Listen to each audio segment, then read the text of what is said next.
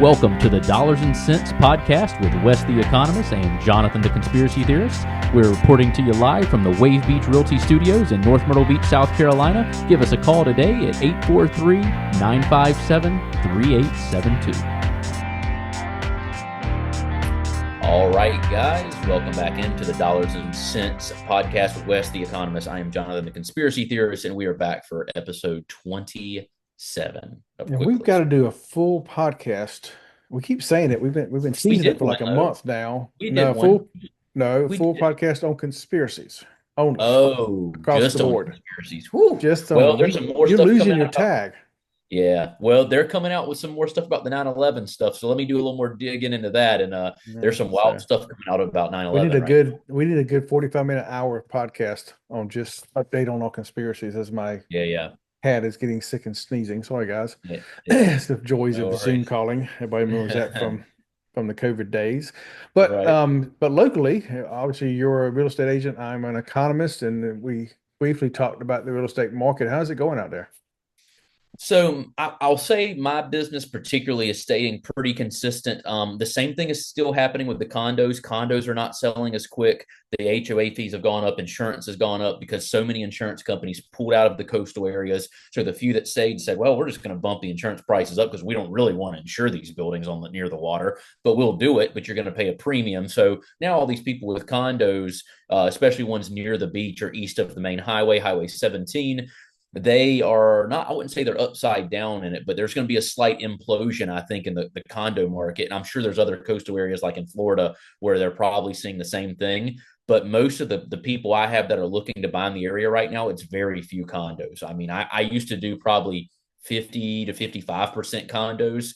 I bet I'm up to 80% single family homes right now. I mean, it's flipped a switch. And I mean, single family homes are on the rise, which is good because with condos, there's so much to do with the financing, with the homeowners associations, and to get the loans done. So when I'm just dealing with single family homes, the process is typically a little bit smoother, a little less stressful. So I'm thankful for it, but I'm a little concerned about the condo market. But I will say buyer activity in general is a little slower than it would be normally this time of year. There's a lot of unknowns in the market. I know you can attest to that. You're a tariff guy. There's a lot of people are scared, a lot of people nervous, a lot of anxiety in the market.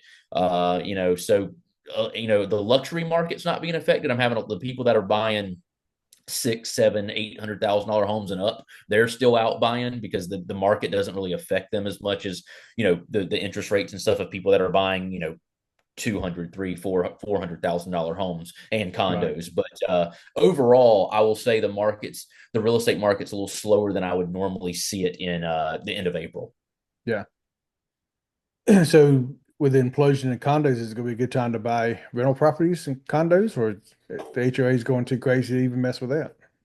If you can run the numbers and you can find sellers that are willing to sell them at the prices that they should be selling at now, with all these factors built in, it's always a good time to buy real estate if the numbers work. As long as you know how to run your numbers, it's always a good time to buy real estate. So I would not avoid buying a condo if the deal was right, but I'm not just buying one around market value because the numbers just won't make sense most likely at what market value.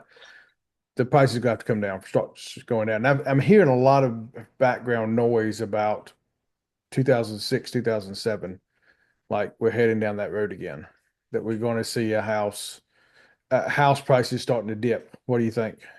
You might see a dip, especially in resale properties, because there's so much new construction going on that you can buy a new home for what sellers want for an existing home. So that makes the resale market a little tougher. I don't think we're going to see an 06 because they're not writing subprime mortgages. They don't have appraisers in their pocket just making up value so we can get loans done and then just overinflating it. And the interest rates going back up, because we were on this crazy incline, after COVID, when interest rates went up, properties prices have already taken a dip.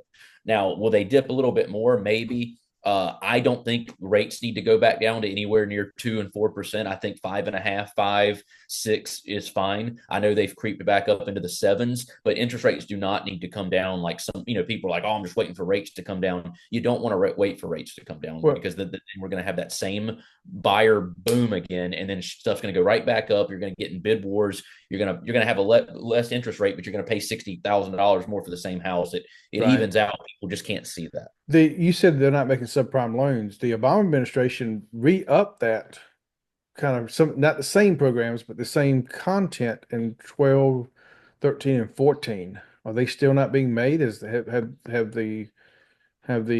Freddie, was it Fannie Mae and Freddie Mac backed off of that in the last 8 or 9 years? So, I mean, from my experience being in the mortgage industry, the regulations still in place for a borrower to get a loan are still pretty strict. I've heard that Trump has been trying to loosen a little bit of the regulation because there's just so many loopholes to get through, and Fannie and Freddie make it very difficult to get a loan. I mean, these underwriters out here, the guidelines they have to meet to make sure you can qualify for a mortgage now are pretty strict. Honestly, I think sometimes they're a little too strict. It's a little bit too many hoops. But I understand why they've put them in place. I know what they're trying to protect, but I don't see anything being unraveled where people that shouldn't be getting loans are getting them. Okay, You're good. always going to have people that make bad decisions. They buy a house, they lose their job, or they slack off at work, lose their job, something happens, life happens, and they go into foreclosure. But I'm not seeing that at the rate that I would anticipate it would. We're going to see some huge implosion, and prices are going to drop by 50%, and The one number I saw that worried me was how many mortgages are in default right now. Have you seen that number? I can't remember it off the top of my head. Yeah, I don't have It's that in higher front of than me. normal. It is higher than normal, but I think a lot of that is commercial real estate. Eisenhower Dental, located at 107 Waccamaw Medical Park Drive in Conway, a place where you can find all your dental services, including general dentistry, cosmetic, restorative, and pediatric dentistry. Reach out to them today at their website, eisenhowerdental.com, or call them at 843 234 3110. When life gets unpredictable, turn to a partner you can trust. At Bobby Clary State Farm, we've got you covered. Whether it's home, auto, or life insurance, we're dedicated to providing personalized coverage that fits your needs. With our friendly and knowledgeable team, navigating your insurance options have never been easier. Visit bobbyclary.com or call 843-438-6000. Bobby Clary State Farm, here to help life go right. Oh, that's not home mortgages. I think a lot of that's commercial loans. I think I saw a graphic a little while back, and it was very misleading because the article showed the number of default, and then you put the article, and it was commercial loans. Now, I'm not saying this is the same thing you saw, but the one I saw was for commercial property because commercial property took a big hit. It wasn't. I may have said default. I didn't mean default. The amount of loans that are in arrear and that are behind more than 3 months. Yeah, I would have to look at the numbers, but I want to say a lot of that was still commercial property because it's taken a beating. There's been a kind of prophecy, I can't think of a kind of prediction that the commercial market has been in pretty bad shape for many years. Is that right? Yeah, and like I said, I don't dabble a lot in commercial real estate, so I don't follow it nearly as close as residential. But from my experience and hearing other people talk about it, that it has been down for a while. And COVID, what all the businesses that closed down and everything, and then what these landlords still want for these leases, and the value of these properties and what they're trying to recoup out of them to pay their bills. Like, yeah, it's just it's caused this huge, just you got a lot of vacant buildings and so these commercial owners that still have to pay their mortgages, and they're in prime locations with high taxes right in the city limits and stuff. They're taking a beating. And so I don't know what's going to happen with the commercial market because, again, I don't study it as closely, but for a while it seems like it has been on the decline, and you don't hear like the things like how residential has been up and down, but overall it's been pretty good. Commercial has not been that way, and so I don't really know what that outlook's going to be. But I would have to look at the defaults because I don't know. I'm not seeing a lot of foreclosures at the foreclosure auction come up as more for residential, at least. So I don't think that now there were a lot of during when rates started to go back up, a lot of these banks are doing armed adjustable rate mortgages again, but there's a lot of regulation on those where like there's a cap. Like before, it was just adjustable rate; they could just keep going up. Right. Started going nuts. Now there's caps on these arms, and a lot of people were in. They will refi within a couple of years, but there's after 5 years there's like a cap on how much the rate can go up. So I just don't see any recipe for disaster for the residential real estate, unless we got into something crazy happened. But for the foreseeable future, I think it's just going to be a steady real estate market, nothing crazy, no boom up, no crash down, just kind of just a steady, like not a frenzy, but just like, just a normal buying and selling, just a normal, like, just how you would see and just at any given time, nothing crazy. Yeah, that's actually pretty good. Stable is good. Stable is good. And yeah, all these people wanting that. I know all these buyers are like, oh, prices are high. I really need rates to go down. We'll just let rates stay where they're at, and prices are going to come down, I promise. And you'll be able to buy, and then you can always refinance. You can't repay a different price for the home. So if you get a good deal on the home and you can afford the payment, get in there, watch the rates, refinance later, and you still got the house for the good price. Don't look at it the other way, because you'll end up getting beat that way. That's what everybody that bought right after COVID, they a lot of them, if they sold it the right time, they made a lot of money. But if they're holding it now, obviously they have their good interest rates, but they probably way overpaid for what their properties are worth now. So there's a catch-22 there. And we got through all these quick clips that we did, and before we went on the air, we wanted to get side by side. And as you were talking, I saw something pop up, and guess what? I have a side by side now. There you go. From now on, we can just do it this way. Better late than never. You look in your right-hand screen, you'll see view, and if you do multi-speaker, I guess is what we wanted. We hunted for how long before we started recording? Yeah. Oh, yeah, there it is. Huh. There it is. That's what we wanted. So next time we do these, we'll be ready. I'm not sure how this look online, but this actually gives me a good test. So when I go to clip this one together, I'll see how it looks. Yeah. I just switched it too. I kind of like that instead of like just one big picture of one of us on there. I kind of like switching back and forth.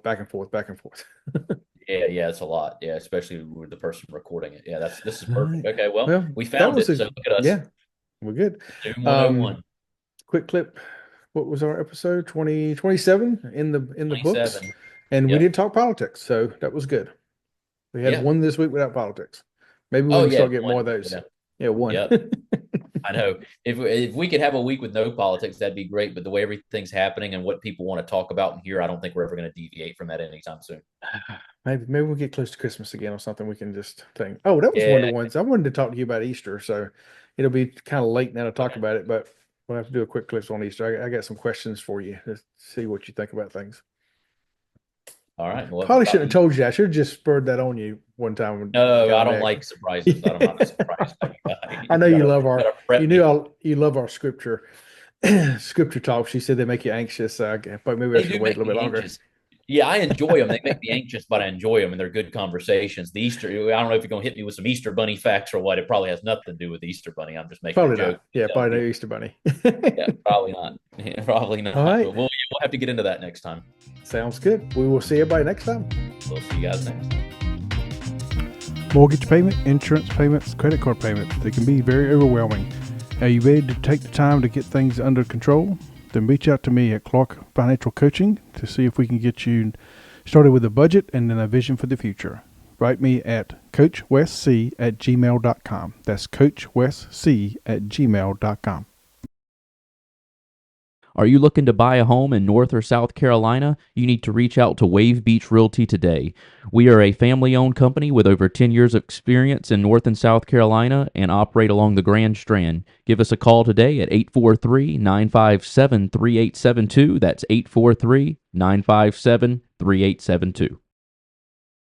Thanks for listening to the Dollars and Cents Podcast with Jonathan the Conspiracy Theorist and Wes the Economist. Don't forget to follow us on Instagram and X at DollarsCentsGS and on Facebook at Dollars and Cents.